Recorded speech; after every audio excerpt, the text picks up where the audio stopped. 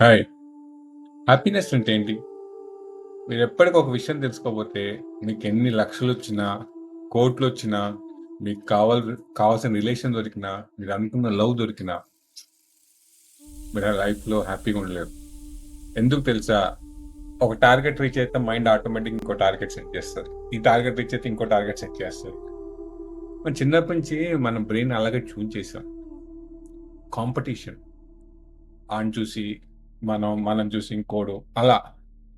ఎప్పటికప్పుడు మన టార్గెట్స్ పెంచుకుంటూ పోతాం గానీ, సంతోషంగా ఉండటం నేర్చుకోలేం. పలానా రిలేషన్ దొరికితే నేను హ్యాపీగుంటా. ఒక రూ. 1,00,00,000 సంపాదిస్తే హ్యాపీగుంటా.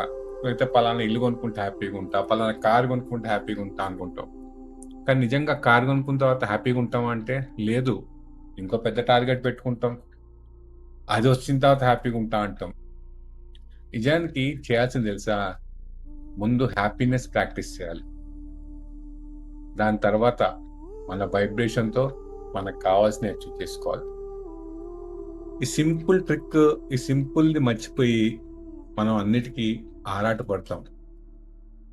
దొరికిన దాంతో సంతోషపడమని చెప్పను. బట్ టార్గెట్ పెట్టుకుంటాం కదా! టార్గెట్ అచీవ్ చేయటం తప్పులేదు. కానీ నిజంగా ఆ టార్గెట్ అచీవ్ చేసిన తర్వాత మనం సంతోషంగా ఉంటున్నామా?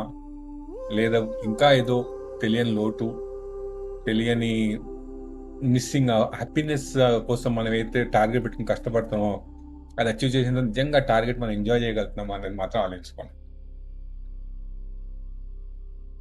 టార్గెట్స్ పెట్టుకోవాలి, అచీవ్ చేయాలి. అంతకంటే ముందు మనం హ్యాపీనెస్‌ని ఎంజాయ్ చేయాలి.